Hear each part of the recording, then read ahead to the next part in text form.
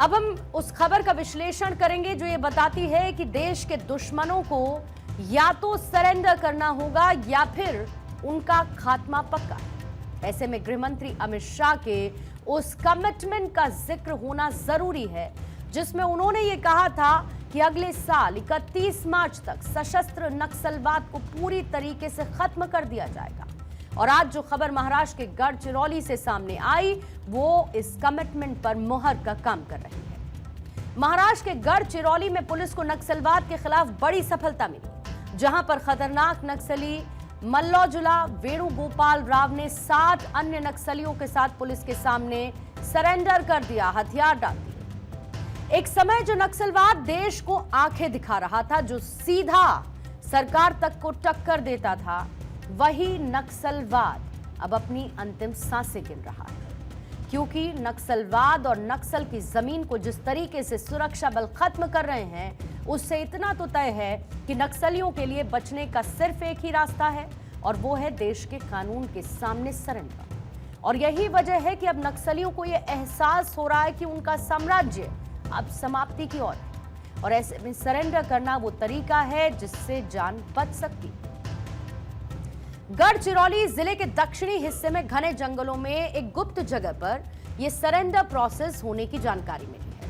मल्लौजुला वेणुगोपाल राव के साथ 10 DVCM दर्जे के कमांडर ने भी आत्मसमर्पण किया। 21 मई को माओवादियों के जनरल सेक्रेटरी नंबाला केशव राव और बसव राजू के एनकाउंटर के बाद माओवादियों की कमर टूटने लगी। जिस तरीके से गृहमंत्री अमित शाह ने नक्सल के दी एंड का प्लान बनाया, उसके डर के चलते नक्सली गढ़ से अब शांति के प्रस्ताव सरकार की तरफ भेजे जा रहे हैं।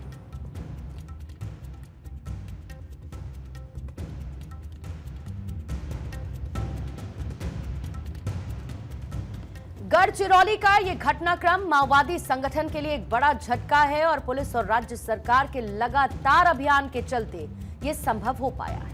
सितंबर में नक्सली कमांडर मल्लौजुला वेणुगोपाल राव ने पहले ही हथियार डालने का इरादा जाहिर किया था और कई माओवादी कमांडर्स ने उनका समर्थन किया। अब इतना तय है कि गढ़चिरौली और आसपास के क्षेत्रों में नक्सल एक्टिविटी कम होने की उम्मीद है।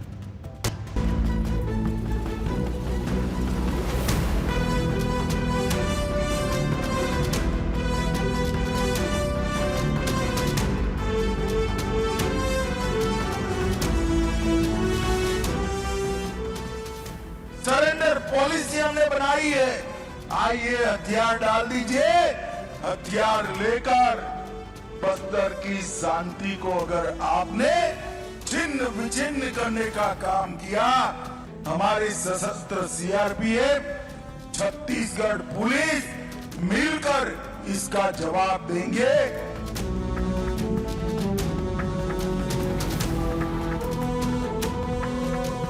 31/3/2026 ये तिथि तय है नक्सलवाद को इस देश की भूमि पर से विदाई देने के लिए। साल 2014 के बाद से आपने एक बात जरूर नोटिस की होगी कि अब लगातार आतंक से लेकर नक्सल एक्टिविटीज कम होती हुई दिखाई देती है।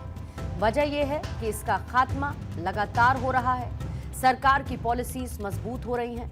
एक समय जो आतंकवाद और नक्सलवाद देश के लिए सबसे बड़े चैलेंजेस में से एक था, उसकी जड़ को, उसकी रूट्स को धीरे धीरे जमीन से उखाड़ा जा रहा है और इसके पीछे वजह है केंद्र में मौजूद सशक्त सरकार, जो डिसीजन मेकर भी है और चेंज मेकर भी। नक्सल के नेक्सस को तोड़ने के लिए सुरक्षा बलों की तरफ से 4 pronged स्ट्रैटेजी चलाई जा रही है, जो कि नक्सल के खिलाफ केंद्रीय गृह मंत्री अमित शाह की तरफ से बनाई गई एक पूरी स्ट्रैटेजी है।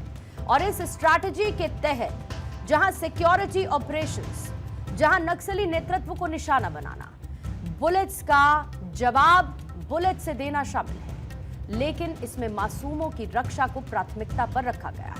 फिर सरेंडर और मुख्य धारा में इंटीग्रेशन, यानी नक्सलियों को हिंसा त्याग कर सरेंडर करने का मौका, अच्छी सरेंडर पॉलिसी के तहत पुनर्वास, फिर विकास और बुनियादी ढांचा।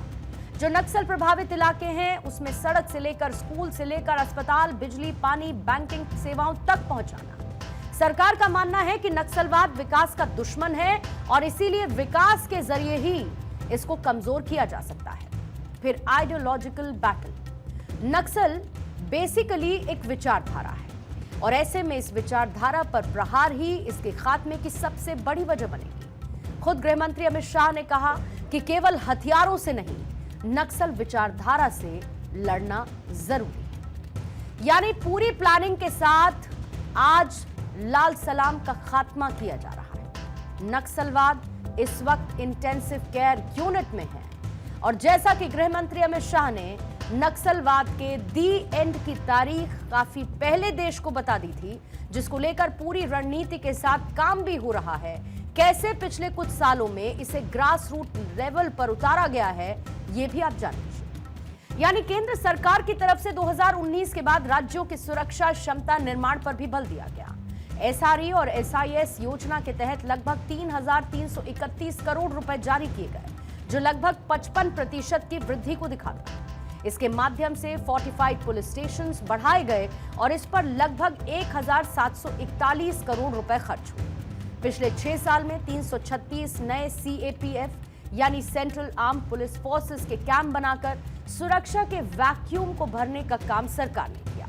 एज अ रिजल्ट 2014 से लेकर 24 के बीच सुरक्षा बलों की शहादत में 73% की कमी आई। 2024 में सबसे ज्यादा 290 नक्सलियों को न्यूट्रलाइज किया गया, जबकि 1090 नक्सली गिरफ्तार किए गए और 881 ने सरेंडर किया है। यानी सरकार और सुरक्षा बलों की तरफ से बिल्टअप हुए इस प्रेशर का नतीजा है, इन पॉलिसीज का नतीजा है कि आज नक्सलवाद त्राहिमाम कर रहा है। नक्सल लगातार सरेंडर कर रहे हैं, जैसा कि गढ़चिरौली में भी हुआ है। वर्ष 2025 जनवरी माह से लेकर अभी तक का जो सितंबर माह तक का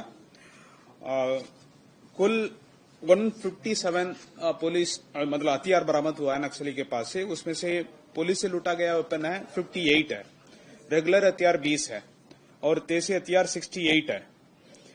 इसके अतिरिक्त लगभग 228 आईईडी बरामद हुआ है और बाकी विस्फोटक पदार्थ भी बरामद हुआ है।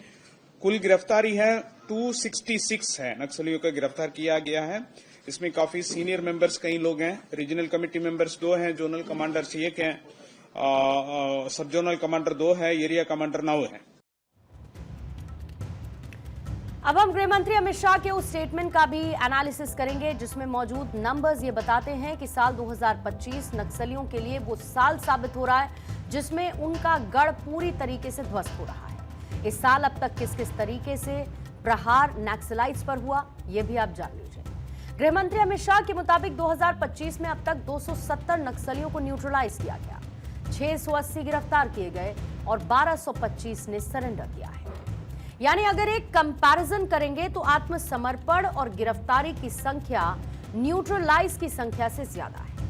आत्मसमर्पण करने वालों की संख्या यह बताती है कि नक्सलियों का समय अब बहुत कम बचा है। एक तरफ नक्सल पर भीषण प्रहार जारी है और दूसरी तरफ नक्सलियों की छटपटाहट देखी जा सकती है, जिसकी वजह से नक्सली लगातार कुछ ऐसी घटनाओं को भी अंजाम देते हैं जो ये बताने वाला है कि सुरक्षा बलों का प्रहार सही टारगेट पर उन्हें हिट कर रहा है। छत्तीसगढ़ के बीजापुर जिले में नक्सलियों ने बीजेपी कार्यकर्ता की हत्या कर दी। बीजेपी के कार्यकर्ता को उनके ही घर में मौत के घाट उतार दिया गया। नक्सली पूरी कोशिश में है कि वो कैसे भी करके अपना डर, अपनी दहशत एक बार फिर से स्थापित कर सके और यही वजह है कि वो अब मासूमों को भी अपना टारगेट बनाने की कोशिश में जुटे, जैसा कि बीजापुर में भी दिखाई दिया। लेकिन इतना तय है कि आने वाले वक्त में नक्सल का नामो निशान मिट जाएगा, क्योंकि जिस तरीके से नक्सल पर हार्ड हिट सुरक्षा बलों की तरफ से किया जा रहा है वो नक्सलियों के इस तिलिस्म को तोड़ने के लिए काफी भी है और मजबूत भी।